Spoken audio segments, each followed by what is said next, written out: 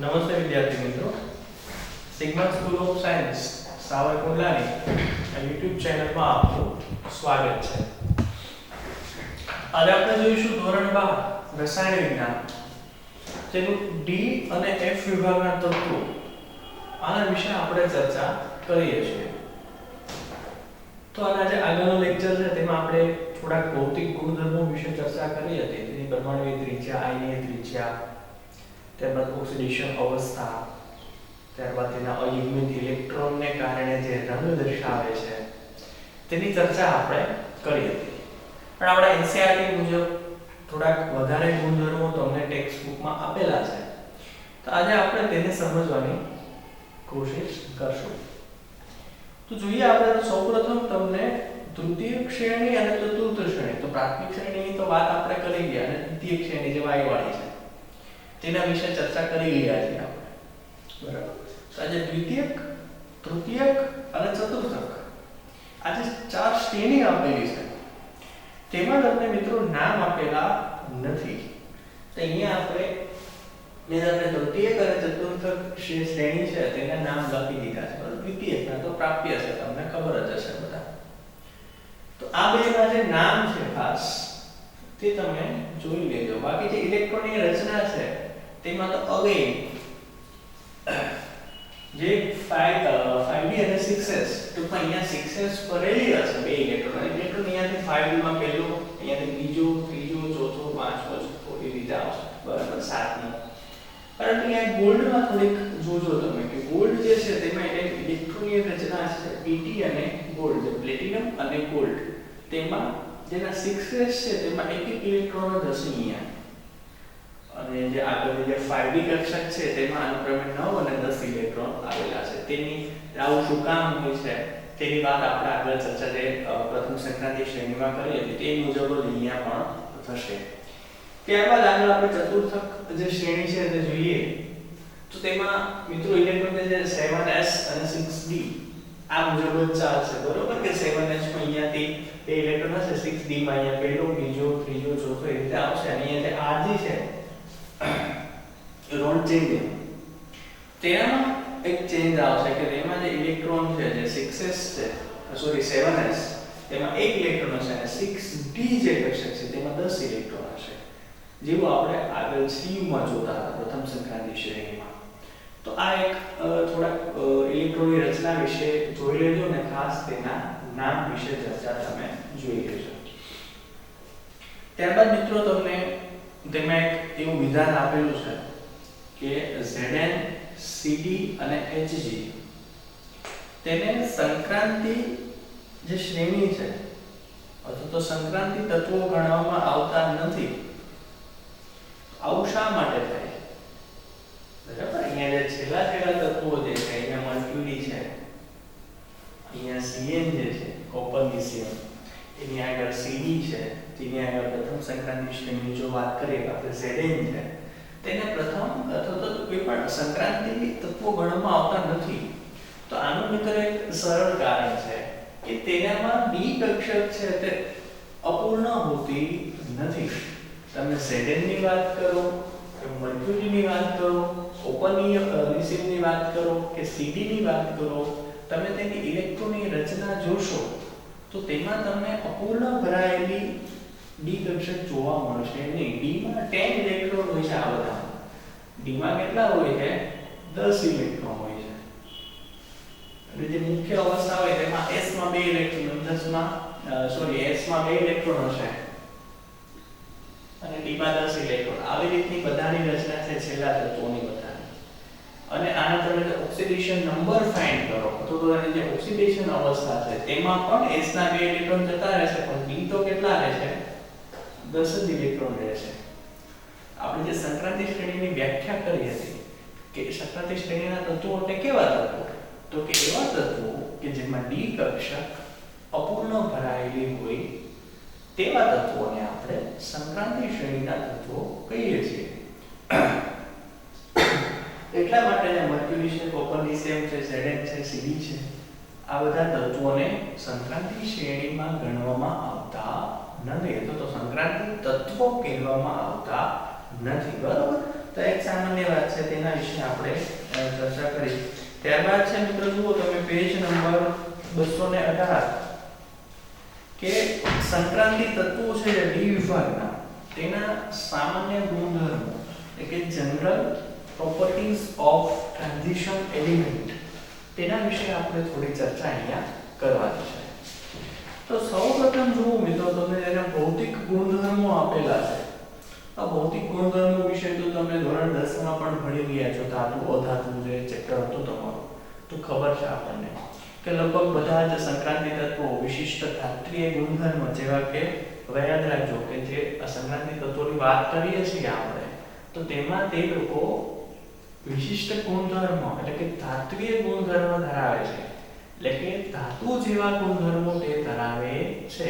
તો ધાતુના કેવા ગુણધર્મો હોય છે તો ધોરણ 10 મુજબ જોઈએ આપણે તો કે તનન પ્રબળતા, ઉચ્ચ તનન પ્રબળતા, ત્યારબાદ વાત કરીએ તો તણાવપણું, તમે ખેંચી શકો તેને, બરાબર, ટીપાવપણું છે, તમે તેને ટીપી શકો. ત્યારબાદ વાત છે ઉચ્ચ ઉષ્મી અને વિદ્યુતીય વાહકતા. આ બધી ધાતુના જ ગુણધર્મો છે. તો તે બધા ગુણધર્મો લગભગ જે સંક્રાંતિ તત્વો છે તે ધરાવે છે. એટલા માટે તે ધાત્વીય ગુણધર્મો ધરાવે છે તેવું તમે કહી શકો. ત્યારબાદ મિત્રો જુઓ કે Zn, Cd, Hg અને Mn આ અમુક અપવાદ છે.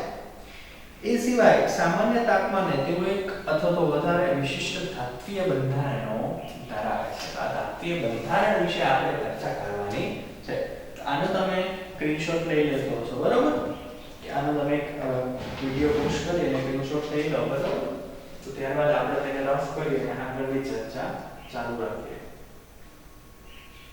તો સ્ક્રીનશોટ લઈ લીધો હશે તમે મિત્રો.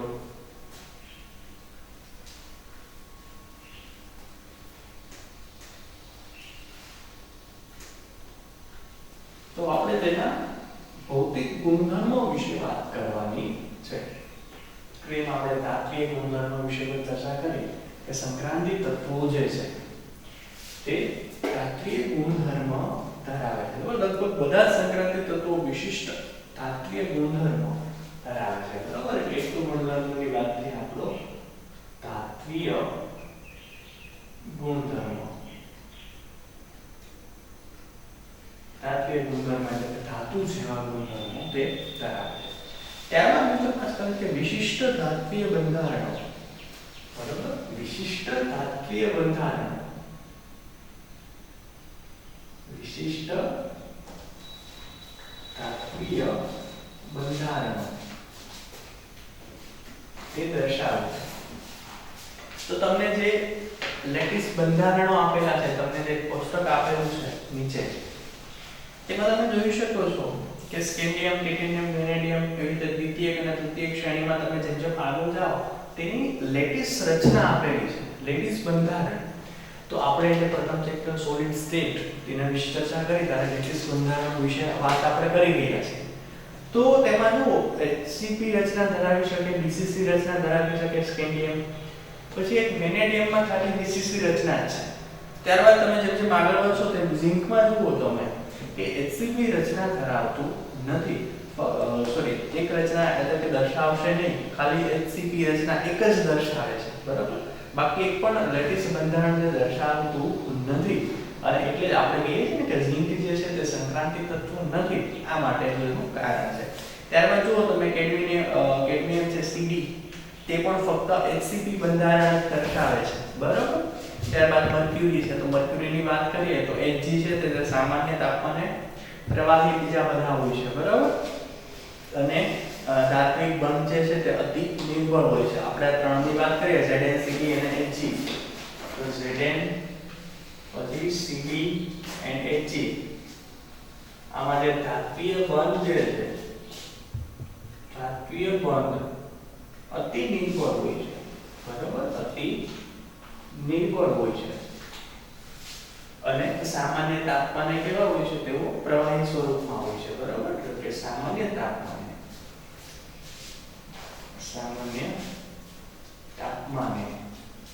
પ્રવાહી સ્વરૂપમાં. આપણે ખાસ Hg ની વાત કરીએ, મર્ક્યુરી, તો તમે જોવો છો પારો, તમે કેમ મર્ક્યુરી પારો છે કેવું સ્વરૂપ હોય છે સામાન્ય તાપમાને પણ, બરાબર? તો એટલા આ એનો જે ધાતુ તરીકેના ગુણધર્મો દર્શાવતા નથી આ બધા, બરાબર. Zn છે, Cd છે, Hg છે, બરાબર. આની આપણે અત્યારે વાત કરીએ. ત્યારબાદ જુઓ તમને મિત્રો એક ગ્રાફ આપેલો છે કે પરમાણ્વીય ક્રમાંક અને ગલનબિંદુ. આ ગ્રાફ કોના વિરુદ્ધ કોનો છે કે આપણે ચર્ચા કરીએ. પરમાણ્વીય ક્રમાંક એટલે કે Z કહીએ આપણે, તો પરમાણ્વીય ક્રમાંક Z અને એના વિરુદ્ધ છે ગલનબિંદુ.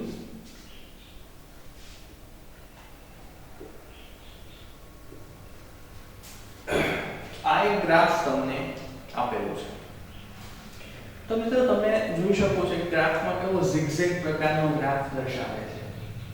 તો આમાં શા માટે આવો ગ્રાફ છે અને શું બંને વચ્ચેનો સંબંધ છે તે આપણે સમજીએ. તો ધાત્વિક બળ જે છે તે કોના આધારે હોય છે અથવા તો કોના ઉપર રિલેટેડ હોય છે. ધાત્વિક જે રચના છે તે તમે ધાત્વિક બંધ તેમાં પ્રબળ છે કે નહીં પણ તે કોના આધારે કહી શકો છો. તે છે મિત્રો અબંધકારક ઇલેક્ટ્રોન, જેને આપણે n કહેતા હતા. તો જેમ n ની સંખ્યા વધશે, n ની સંખ્યા વધે તેમ શું થશે મિત્રો? તો કે ધાત્વિય બંધ જે છે, ધાત્વિય બંધ પ્રબળ અથવા તો પ્રબળ થશે. આ ખાસ યાદ રાખજો કે જેમ n ની સંખ્યા વધશે તેમ ધાત્વિય બંધ વધારે પ્રબળ બનશે, બરાબર. એટલે કે સ્ફટિકના જે ગલનબિંદુ છે તેમાં પણ તમને જો વધારો જોવા મળે છે n ની સંખ્યા વધે છે. આપણે વાત કરીએ તો ટિટેનિયમ, બરાબર, Ti ની વાત કરીએ તો તેની ઇલેક્ટ્રોનની રચના શું થાય છે? આપણે જોઈએ તો 2 અને 2 3d અને 4s માં બંનેમાં 2 ઇલેક્ટ્રોન હોય, બરાબર. 3d2 4s2 આગળ આવશે આર્ગોન, એ ભૂલતા નહીં લખવાનું. Argon 3d2 4s2. તો અહીંયા તમે જોઈ શકો છો કે n ઇલેક્ટ્રોન અબંધકારક કેટલા છે? તો કે 4 4. અહીંયા તમે p કક્ષક કદાચ ડ્રો કરો, ચલો, તો કે 1 2 3 4 અને 5. તો અહીંયા તો કેટલા ઇલેક્ટ્રોન છે? 2 જ ઇલેક્ટ્રોન છે. અહીંયા ઇલેક્ટ્રોન કેટલા છે? વિરુદ્ધ સ્પિનથી 2 ઇલેક્ટ્રોન છે 4s માં. તો અબંધકારક ઇલેક્ટ્રોન યુગ્મ છે અહીંયા 4. અથવા તો મેક્સિમમ ઓક્સિડેશન અવસ્થા તમે કહેશો ને તો ઓક્સિડેશન સ્ટેટ થી આપણે જે ઓક્સિડેશન અવસ્થા છે મહત્તમ +4 હોય અને સ્ટેબલ પણ અહીંયા તો આપણે ઓક્સિડેશન અવસ્થાની વાત કરી ત્યારે ચર્ચા કરી હતી કે 2 ઇલેક્ટ્રોન s ના અને 2 ઇલેક્ટ્રોન d ના આ ગુમાવી દેશે અથવા તો ગુમાવવાની ક્ષમતા રાખશે, કારણ કે તે 4 ઇલેક્ટ્રોન ગુમાવીને આર્ગોન જેવી રચના પ્રાપ્ત કરે. તે સૌથી નિષ્ક્રિય વાયુ તત્વ જેવી રચના કેવી હોય તો કે સ્ટેબલ હોય, તો તેની +4 ઓક્સિડેશન અવસ્થા હોય છે. અહીંયા આપણે તો અબંધકારક ઇલેક્ટ્રોનની જ વાત કરવાની છે ખાલી. તો અહીંયા જુઓ 2 છે, n બરાબર અહીંયા 2 આવશે. તો અને ત્યારબાદ આપણે v ની વાત કરીએ, વેનેડિયમ. તો અહીંયા આપણે રચના મૂકી નાખીને સમજવામાં સરળતા રહેશે વધારે. અહીંયા તમારે n બરાબર કેટલા હોય છે? 2. આગળ જો v ની વાત કરીએ તો n બરાબર કેટલા હોય છે? 3 હોય છે ત્યાં. ત્યારબાદ આપણે વાત કરીએ Cr ની. તો Cr જે છે તેમાં n બરાબર કેટલા મિત્રો હોય? તો કે 4 ઇલેક્ટ્રોન હોય. n બરાબર કેટલા હોય? તો કે 4 ઇલેક્ટ્રોન હોય. ત્યારબાદ Mn, આ ખાસ યાદ રાખજો, અપવાદ છે Mn. તેમાં n તરીકે 5 ઇલેક્ટ્રોન હોય, અબંધકારક d5 કહીએ ને આપણે. તો 5 હોવા છતાં તેનું ગલનબિંદુ નીચું છે. તમે અહીંયા જુઓ ટિટેનિયમ થી તમે આ ગ્રાફ જોશો ને તો તમે જોશો કે ટિટેનિયમ નું કંઈક અહીંયા છે, આ ગલનબિંદુ કહીએ આપણે, અને અહીંયા આપણે Z લખીએ કદાચ. તો ટિટેનિયમ નું અહીંયા છે, તો તમે વેનેડિયમ નું જોશો કે થોડું ઉપર છે. ત્યારબાદ Cr નું જોશો તો એનાથી ઉપર છે, પણ Mn જે છે તે નીચે આવી જાય છે, બરોબર. આ ગ્રાફ આવી રીતનું જોવા મળે છે તમને. તો આ એક અપવાદ છે, બરોબર. નહીંતર અબંધકારક ઇલેક્ટ્રોન વધશે તેમ તેના ગલનબિંદુ તમે જોઈ શકો છો કે ઊંચા જતા જાય છે. Mn એક કેવું છે? અપવાદ. ત્યારબાદ વાત કરીએ Mn માંથી Fe માં, બરાબર. Fe ની જો વાત કરીએ આપણે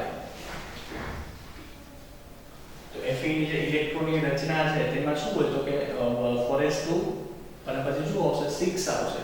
d માં 6 ઇલેક્ટ્રોન. પણ એક તો એમાં યુગ્મિતમાં આવી જશે એટલે બાકીના 4 જ વધશે પાછા, બરાબર? એટલે કે અહીંયા n બરાબર કેટલા હશે? 4. એ બાજુ તમે નીચે નીચે જતા જાવ n ની સંખ્યામાં શું થશે? ઘટાડો થતો જશે, કારણ કે યુગ્મિત ઇલેક્ટ્રોન વધતા જશે. તો તમે ગ્રાફમાં પણ જોઈ શકો છો Fe નું છે તે અહીંયા તમને ક્યાંક મળે છે, ત્યારબાદ ધીમે ધીમે ઘટતા જશે, બરાબર? તો આ જ વાત તમને આગળની જે સિરીઝ છે, બરાબર, દ્વિતીય સંક્રાંતિ શ્રેણી, તૃતીય સંક્રાંતિ શ્રેણી, આ બધામાં આ એક વસ્તુ જોવા તમને મળે છે. પરંતુ બે અપવાદ યાદ રાખજો, Mn અને એક છે Tc, જે દ્વિતીય સંક્રાંતિ શ્રેણી છે તેમાં જે Tc છે એમાં પણ આ રીતની રચના તમને જોવા મળશે. એનું પણ અપનકારક ઇલેક્ટ્રોન વધારે છે, પણ બરાબર તમે દ્વિતીય એકમાં જોશો તો આવી રીતે દેખાશે તમને. પછી અહીંયા આવી જશે એટલે સીધું ડાયરેક્ટ અહીંયા, તો અહીંયા આ Tc છે. તો આ રીતની તમને આ બે અપવાદ છે Mn અને Tc કે જેમાં અપનકારક ઇલેક્ટ્રોનમાં વધારે હોવા છતાં ગલન બિંદુ તેના નીચા છે. બાકી તમે આ પ્રોસેસ યાદ રાખી શકો કે n ની સંખ્યા વધે તેમ ધાતુએ બળ વધારે પ્રબળ બને, ધાતુએ બળ વધારે પ્રબળ બને તો ગલન બિંદુ વધશે. તો આ રીતની તમે ચર્ચા અહીંયા કરી શકો, બરાબર? તો આ વાત કરી આપણે તેના પરમાણુ ક્રમાંક અને ગલન બિંદુ. તો તમે કહી શકો કે સંક્રાંતિ તત્વોના ગલન બિંદુનું જે વર્તણૂક છે, એનું જે વલણ છે તેના વિશે અહીંયા ચર્ચા આપણે કરી ગયા છે, બરાબર? તો આના વિશે તમને કોઈ MCQ કદાચ પૂછશે, ઘણીવાર આવે છે એમાંથી કે ગલન બિંદુની વર્તણૂક પરથી તમને 4 તત્વો આપી દેશે, તમને કહેશે કે તેના ગલન બિંદુ છે તેને ઉતરતા ક્રમમાં ગોઠવો અથવા તો ચડતા ક્રમમાં ગોઠવો. આના પરથી તમને આ તો બે અપવાદ યાદ રાખવાના, બાકી જે નોર્મલ પ્રોસેસ પરમાણુ ક્રમાંક શોધવાને આધારે અથવા તો અયુગ્મિત ઇલેક્ટ્રોન જે છે તેના આધારે તમે કહી શકશો, બરાબર? તો હવે આપણે આગળ વાત કરીશું.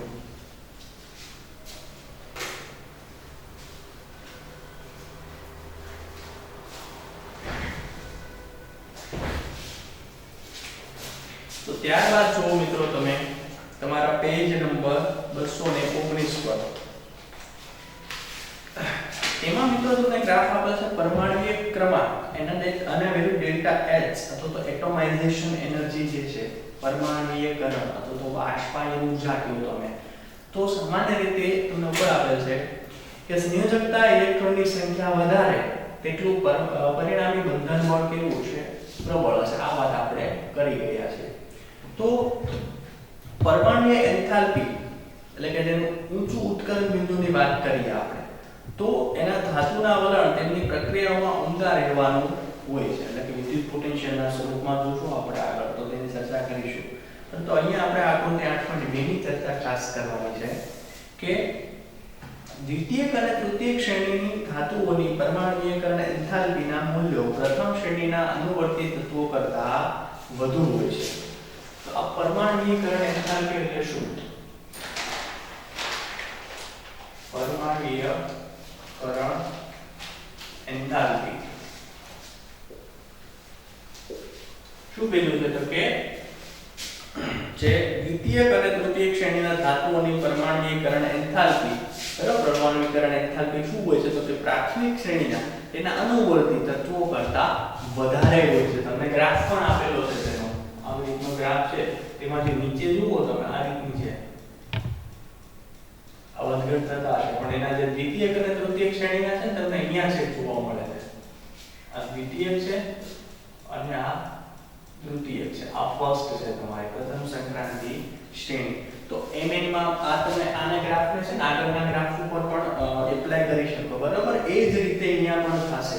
એનું કારણ તમને સમજાવો કે બે સમાન ગલન બિંદુ અને આનો સંબંધ શું છે? તો કે તમારે પરમાણ્વીયકરણ ઊર્જા એટલે શું? પરમાણ્વીયકરણ એન્થાલ્પી એટલે શું?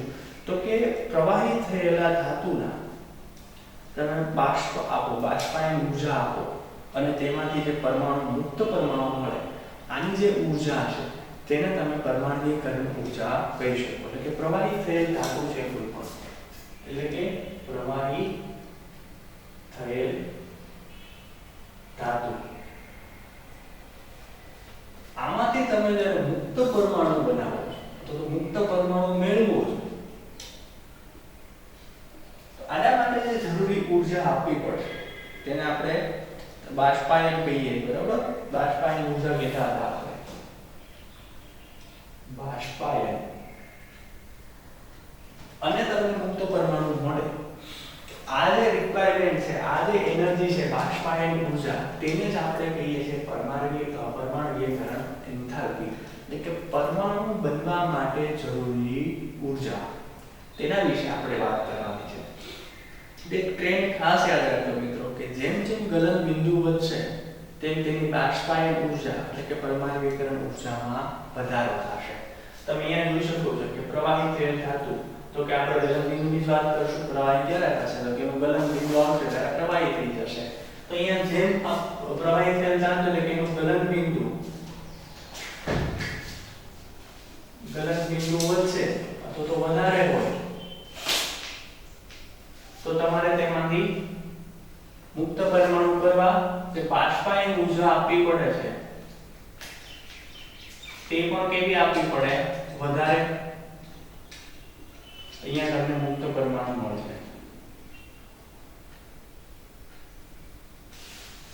તો આના આધારે તમે કહી શકો કે જેમના ગલન બિંદુ વધારે છે તેની બાષ્પાયન ઊર્જા તેને વધારે આપવી પડશે. બાષ્પાયન ઊર્જા એટલે શું? તો કે પરમાણ્વીકરણ ઊર્જા. તો ગલન બિંદુ વધારે એટલે તેની પરમાણ્વીકરણ ઊર્જા પણ વધારે. બરાબર? આનો આ જ ટ્રેન્ડ છે. આગળના ગ્રાફમાં આપણે જોઈએ તો એ જ ગ્રાફ તમને અહીંયા પણ જોવા મળે છે. અગેન જે એક્સેપ્શન હતા આપણા Mn અને Tc, તો અહીંયા પણ એક્સેપ્શન જ છે. બરાબર કે એક અલગ સ્વરૂપ દર્શાવે છે, વલણ દર્શાવે છે, પણ બાકીના બધા તત્વોમાં જેનું ગલન બિંદુ વધારે તેની બાષ્પાયન ઊર્જા પણ વધારે, તેની પરમાણ્વીકરણ ઊર્જા પણ વધારે. બરાબર? તો એક સામાન્ય ગ્રાફ છે, તેના વિશે આપણે વાત કરીએ. બરાબર?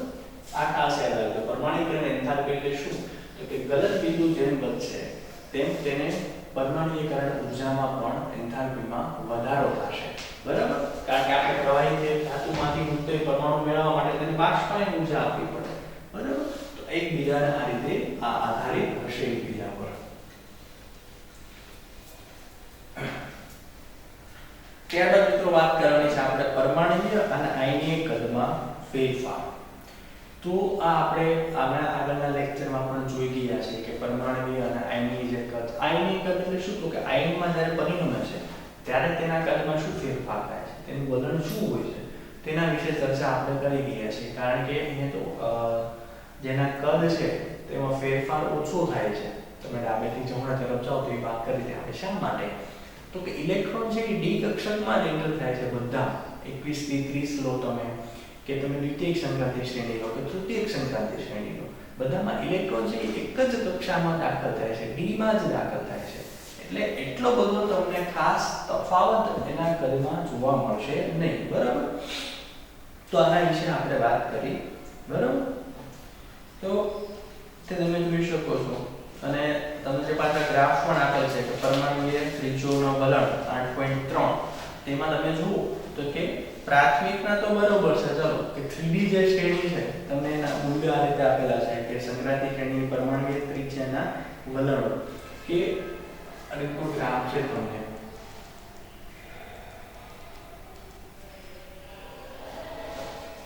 તો ગ્રાફમાં તમે જોઈ શકો છો કે જે 3D શ્રેણી છે તેના મૂલ્યો કંઈક આ રીતે આગળ ચાલે છે.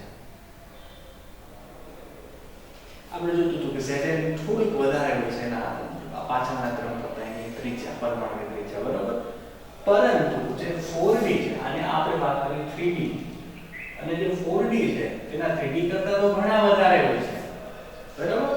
પરંતુ 4D અને 5D તેના કદ લગભગ સરખા જેવા જ હોય છે, ખૂબ જ નજીક છે. જુઓ તમે અહીંયા 4D નો ગ્રાફ છે, આ 5D નો ગ્રાફ છે. એ બંને ખૂબ જ નજીક છે, તેની ત્રિજ્યાઓ ખૂબ જ નજીક છે. તેનું કારણ પણ તમને આપેલ છે કે લેન્થેનોઇડ જે કક્ષાને જે ઘટે છે, બરાબર, તો એ લેન્થેનોઇડના લીધે લેન્થેનોઇડ અને એક્ટેનોઇડ સિરીઝ આવે છે. આપણે જો F વિભાગમાં જતી રહે છે કારણ કે તેનો જે ઇલેક્ટ્રોન છે તે F માં જતો રહે છે. 58 પછી જોશો ને તમે, આપણે જોઈએ તો 58 પછી ડાયરેક્ટ તમે 72 લખો તો ક્રમાંક વચ્ચેના કેમ ગયા બધા? તો કે તે F વિભાગમાં જશે. તે 14 તો વધે આવશે ને તે F માં જતા રહે છે કારણ કે તેનો ઇલેક્ટ્રોન F માં ભરાય છે, એટલે આપણે તેને F વિભાગના તત્વો કહીએ છીએ. તો આના લીધે 4D અને 5D સિરીઝના તત્વોની લગભગ ત્રિજ્યાઓ અમુક રીતે સરખી છે. તમને એક્ઝામ્પલ આપેલ છે Zr અને Hf. બરાબર?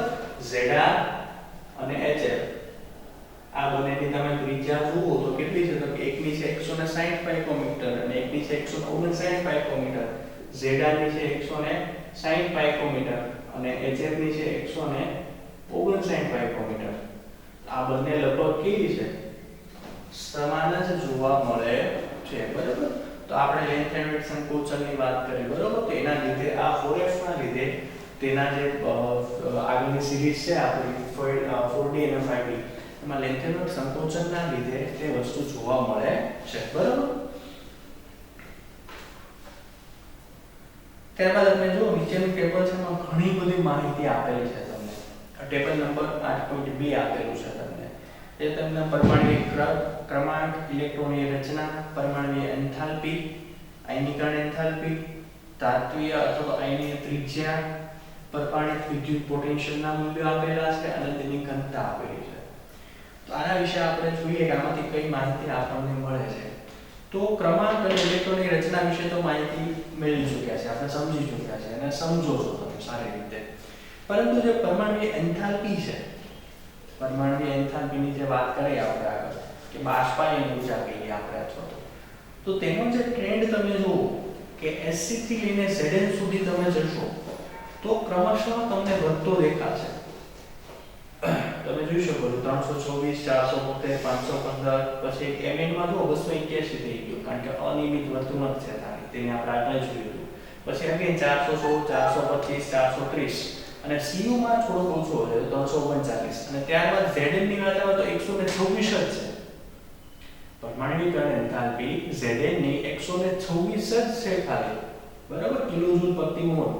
તો આનું કારણ શું? તો કે Zn છે તે સંક્રાંતિ તત્વ નથી તેવું આપણે કહીએ છીએ કારણ કે તેના Zn માં શું થાય છે, બરાબર. Zn ની જે આપણે કહીએ વાત પરમાણ્વીય એન્થાલ્પી 126 જ છે. તો કહેવા શું માંગે છે કે શા માટે આટલી બધી ઓછી છે તેની પરમાણ્વીકરણ એન્થાલ્પી? તો કે Zn ની જો વાત કરીએ તો તેની પરમાણ્વીકરણ એન્થાલ્પી છે 126 કિલોજૂલ પ્રતિ મોલ. કારણ કે Zn જે છે તે સંક્રાંતિ તત્વ નથી, સંક્રાંતિ તત્વ નથી. બીજું તો કે ઇલેક્ટ્રોનની રચના તમે જુઓ તો D10 આવશે અને 4s2 આવશે એટલે કે આમાં અયુગ્મિત ઇલેક્ટ્રોન નથી, અયુગ્મિત ઇલેક્ટ્રોન નથી. એના દ્વારા શું થશે? તો અયુગ્મિત ઇલેક્ટ્રોન નહીં હોય તો ધાત્વિય જે બળ છે અથવા તો ધાત્વિય ગુણધર્મ છે તે નહીં હોય. તો ધાત્વિય ગુણધર્મ દર્શાવશે નહીં Zn. તો ધાત્વિય ગુણધર્મ જ નહીં દર્શાવે Zn તો તેની તમે જોઈ શકો છો પરમાણ્વીકરણ એન્થાલ્પી 125 છે, સાવ 126 જેટલી જોવા મળશે તમને, બરાબર. આગળના ટ્રેન્ડમાં પણ તમે જોઈ શકો છો કે તમે આગળના જે ગ્રાફ જોશો ને તેમાં જુઓ તમે ગલનબિંદુ Zn ની જે વાત કરીએ તો કેટલો નીચા છે, તેમાં નિકલ સુધી તમને આપેલ છે Ag ને એવું બધા, પણ આના ગલનબિંદુ નીચા જ હશે કારણ કે તેની પાસે અયુગ્મિત ઇલેક્ટ્રોન છે નહીં, બરાબર. તો આના વિશે આપણે અહીંયા ચર્ચા કરી છે. ત્યારબાદ ખૂબ જ સમજવા જેવી એક બાબત છે મિત્રો, તેમાં આયનીકરણ એન્થાલ્પી તેની પણ આપણે વાત કરી રહ્યા છે. પ્રાથમિક આયનીકરણ એન્થાલ્પી, દ્વિતીયક આયનીકરણ એન્થાલ્પી અને તૃતીયક આયનીકરણ એન્થાલ્પી. તો મોસ્ટ ઓફ જે સંક્રાંતિ શ્રેણીના તત્વો છે તેની દ્વિતીય આયનીકરણ એન્થાલ્પી, બરાબર, H2 કહીએ આપણે, પછી તૃતીયક આયનીકરણ એન્થાલ્પી H3 કહીએ. આના કરતા આ વધારે હોય છે અને સામાન્ય ક્રમ પણ હોય છે કે પ્રાથમિક આયનીકરણ એન્થાલ્પી કરતા દ્વિતીયક વધારે, દ્વિતીયક કરતા તૃતીયક વધારે. પણ અહીંયા વધારે હોવાનું કારણ શું છે? તો કે તેના ઇલેક્ટ્રોનની રચના તમે જુઓ ને સંક્રાંતિ તત્વોમાં તો D, બરાબર, D વાત કરી અને 4s ની વાત કરીએ તો 4s માં બે ઇલેક્ટ્રોન હોય છે. આ બે ઇલેક્ટ્રોન ગુમાવી દે ત્યારબાદ જે એની તૃતીય આયનીકરણ એન્થાલ્પી છે તો ત્રીજો ઇલેક્ટ્રોન જે છે તે D માંથી ગુમાવવાનો હોય છે. આટલા માટે પણ તેની આયનીકરણ એન્થાલ્પીના મૂલ્યોમાં ફેરફાર હોય છે. એમાં ખાસ તમે જોશો ને તો કે તેની અર્ધપૂર્ણ અને પૂર્ણ ભરાયેલી D કક્ષકો છે તેની આયનીકરણ એન્થાલ્પી વધારે હશે કારણ કે જે પૂર્ણ ભરાયેલી D કક્ષક છે તેમાંથી ઇલેક્ટ્રોન દૂર કરવો કેવો બને? અઘરો બનશે ને. એટલા માટે જે અહીં અર્ધપૂર્ણ એટલે કે D5 અને D10 આ જે રચનાઓ ધરાવે છે તેના આયનીકરણ એન્થાલ્પીના મૂલ્યોમાં પણ ચેન્જ જોવા તમને મળશે. પરંતુ આ યાદ રાખજો કે પ્રાથમિક કરતા દ્વિતીયક અને તૃતીયક કરતા જે આગળ ચાલશો તમે તેમ આયનીકરણ એન્થાલ્પીના મૂલ્યોમાં વધારો થશે. કારણ શું? તો કે તે કેન્દ્રની વધારે નજીક જશે, એનું આકર્ષણ વધારે હશે ઇલેક્ટ્રોનનું, બરાબર. એટલા માટે ત્યારબાદ છે મિત્રો તમને પ્રમાણીય વિદ્યુત ધ્રુવ પોટેન્શિયલના મૂલ્યો આપેલા છે. તો દ્વિતીયક અને તૃતીયક M2+ માંથી M આ વસ્તુ તમને કીધેલી છે, તેમાં M2+ એમાંથી જ્યારે M થાય અને M3+ એમાંથી જ્યારે તમને આપેલું છે અગેન M2+ થાય, બરાબર. તો અહીંયા તમે જોઈ શકો છો કે આ શું થાય છે, અહીંયા રિડક્શન પોટેન્શિયલ આપેલ છે તમને, રિડક્શન પોટેન્શિયલ, કારણ કે એનો ઓક્સિડેશન નંબર જો અહીંયા +2 માંથી 1 થાય છે, ઘટે છે ટૂંકમાં, બરાબર 0, અને અહીંયા +3 માંથી +2 થાય છે એટલે ઘટે છે. તો આને આપણે શું કહીએ, રિડક્શન પોટેન્શિયલના મૂલ્યો. તેના માટે યાદ રાખજો કે એના રિડક્શન પોટેન્શિયલનું જેમ ઋણ મૂલ્ય વધારે તેમ સ્થિરતા વધે, બરાબર. ધાતુ આયનની સ્થિરતા જે છે, ધાતુ આયન ની સ્થિરતા એની જો વાત કરીએ આપણે, તો જેમ રિડક્શન પોટેન્શિયલ એનું મૂલ્ય ઋણ તેમ સ્થિરતા વધારે. આ શું ખાસ યાદ રાખજો. એટલે તેના ધાતુ આયનોમાં જુઓ કે તમે જેમ જેમ આયનો છે ને તે વધારે સ્થિર હોય છે, પરમાણુ કરતા આયન તેના વધારે સ્થિર હોય છે. આ જ કારણે કે પરમાણુ કરતા આયન વધારે સ્થિર હોય છે, બરાબર. તો આના વિશે તમે એક જોઈ લેજો ખાસ, બરાબર. અને જે Cu છે તેની એક જોજો તમે, સેજ અલગ જોવા મળે છે તમને, +34 +0.34. તો આના વિશે આવું શા માટે છે તમે જોઈ શકો છો તેમાં કે જે Cu ની વાત કરીએ આપણે, તેના માટેનું મૂલ્ય છે +0.34, બરાબર. આવું શા માટે જોવા મળે, બરાબર. ઇલેક્ટ્રોન વોલ્ટ એનો યુનિટ હોય છે. તો જે Cu છે તે ઓક્સિડેશન કરતા તરીકે વધશે. આ બધા જે છે તે રિડક્શન કરતા તરીકે વધશે, પરંતુ Cu જે છે તે ઓક્સિડેશન કરતા તરીકે વધશે. યાદ રાખજો, ઓક્સિડેશન કરતા તરીકે વધશે, ઓક્સિડેશન કરતા, કારણ કે તેનો રિડક્શન પોટેન્શિયલનું મૂલ્ય 0.34 એટલે કે 0 થી વધારે છે, પ્લસમાં છે, બરાબર. એટલે કે આ એસિડ સાથે પ્રક્રિયા કરશે નહીં, યાદ રાખજો ખાસ. એટલા માટે જે Cu છે તે ઓક્સિડેશન કરતા તરીકે વધશે. આપણે જે આગળ અલગીકરણ માટેના સિદ્ધાંતો જોયા હતા ને, તેમાં આપણે એલ્યુમિનિયમ ડાયાગ્રામની વાત કરી હતી, તો તેની તમે એકવાર એના ઉપર ધ્યાન પણ જોઈ લેજો, તેમાં આનો ગ્રાફ હતો. તો આ વાત કરી આપણે 8.2, બરાબર. જોયું તમે કે એક કોષ્ટકમાંથી આપણને કેટલી બધી માહિતી મળે છે. જો આપણે એને એકવાર શાંતિથી જોઈએ, ખાલી તેના મૂલ્યોની સરખામણી કરીએ, તો આપણને બધી જે થિયરી જે છે તે આના ઉપરથી ખબર પડી જાય. અને ડી એફ વિભાગના તત્વો છે તેમાં મુખ્યત્વે મિત્રો વલણ પૂછે છે એક્ઝામમાં, ટ્રેન્ડ પૂછે છે કે ડાબેથી જમણે જતા શું થશે, ઉપરથી નીચે જતા શું થશે. અને ટ્રેન્ડ મતલબ કે તેનું વલણ આપણે કહીએ કે ગલન બિંદુમાં અહીંયાથી અહીંયા શું થશે, વધારો થશે કે ઘટાડો થશે. આ ટ્રેન્ડ જ પૂછે છે તમને. એટલે આટલું જ તમે આમાં મુખ્ય ધ્યાન આપો ને જો ગ્રાફમાં, ટેબલમાં, તો તમને થિયરી આપોઆપ સમજાઈ જશે. તો આવા જે ગ્રાફ છે તેના વિશે આપણે વધારે આગળ જે માહિતી છે તેની વાત આગળ કરીશું આપણે. એના પછી તમને આયનીકરણ એન્થાલ્પી આપેલ છે, તો તેના વિશે આપણે ચર્ચા કરી રહ્યા છીએ, બરાબર. તો હવે આપણે આગળના લેક્ચરમાં જોઈશું. અને તમારું હોમવર્ક જે છે તે અહીંયા જેટલો ટોપિક ચાલે છે આપણે તે તમારે તેની નોટ્સ બનાવવાની છે, અને તેને અહીંયા જે નંબર આપો તમને 87 5 87, બરાબર. 87 5 87, ત્યારબાદ આવશે 87 1 88, 87 1 88. તાના ઉપર તમારે તેની નોટ્સને સેન્ડ કરવાની છે. આ છે તમારું હોમવર્ક, બરાબર. તો વધુ આપણે આવતા લેક્ચરમાં ચર્ચા કરીશું. Thank you.